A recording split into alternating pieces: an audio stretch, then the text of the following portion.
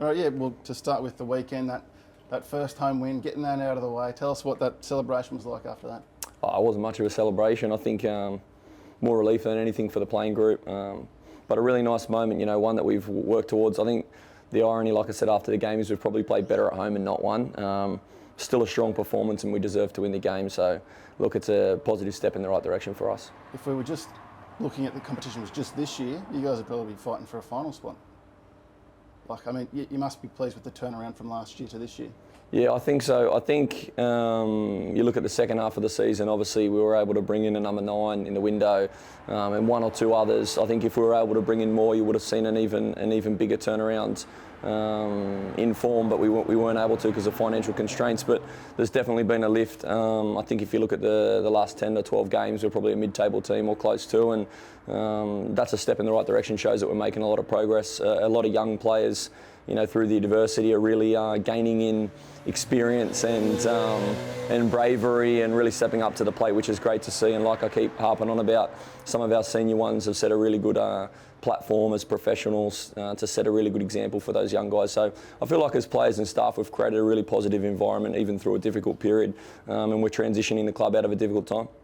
Quick turnaround. So how's everyone looking fresh-wise? I know Henry missed that last one. Is he back? Yeah, look, he's got a bit of a groin niggle. I'm not sure if he's going to make it back. We'll see how he goes today at training, but he's 50-50. We've got one or two that are actually struggling with a bit of illness after the game, which is disappointing. So there may be some forced changes there, but like I keep saying, there's a couple of young ones waiting in the wings and waiting in the weeds, and I think they're ready for their opportunity as well. So, potentially it could be a few changes, but we'll have to wait and see.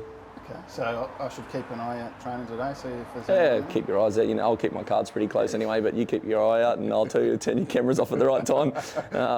But no, look, we've got a really together group. Everyone's, chomping at the bit and wanting to play. Even if they have niggles, they're putting their hand up, which is nice, and we want to finish the season as strong as we can. Yeah, you knocked off a top dog on the weekend. You got a chance to maybe put a dent in Adelaide's finals hopes. Is that a motivation for the team? Look, I think our motivation, we've been real clear on this, is to improve. I came to the club in very tricky circumstances. I think I was the 6th coach in 12 months. Lost 7 of the last 8 games. So it was a really difficult period for the club, and we always knew that it would be a transitional year.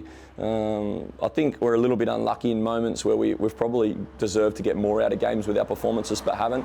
We find ourselves in this situation, but we've been very clear with our ideology and what we're trying to achieve, and that's to try and produce saleable assets for the club. We've been able to do that with the development of Tommy Waddingham. We'll be able to do that with the sale of a Lucas Harrington, which is close, and there's a lot of interest for him, so that's a big positive. And those finances will make a big difference to the club moving forward, and I think there's probably 4 or 5 other saleable assets that we've been able to produce this year, which is something that maybe the club didn't have last year. I think that's probably the shining light. And we want to stay true to improving. I think that's the big thing for us in the last 3 games, is to continue that improvement, which we've shown, and winning at home in front of our home fans and members. Look, that was something that was good to get the monkey off the back, because those guys deserve it more than anyone. And I know that my players and my staff were happy most about that, to be honest, that we could get a win in front of our fans, and we've got another opportunity to do that tomorrow night. So that's what we're looking to try and do. On Lucas, I was reading Colorado Rapids are a team that are interested, but their transfer window finishes in 2 days.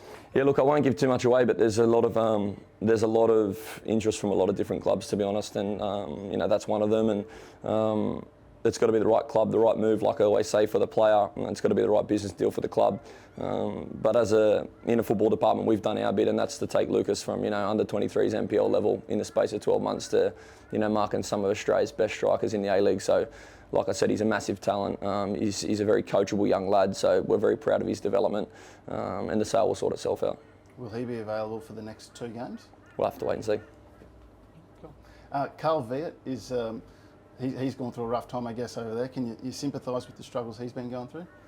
Oh, look, I don't have too much time to sympathise about other people's struggles. I've got my own to deal with. What I can say is, he's been a really good servant to Adelaide. I remember playing against Carl when he was a player at Adelaide a long time ago, and always wore his heart on his sleeve. I think he's done that as a coach for Adelaide, and I think to stay that long at one club as a manager is a really big achievement. I think he's done a fantastic job producing a lot of young players. with their pathway systems.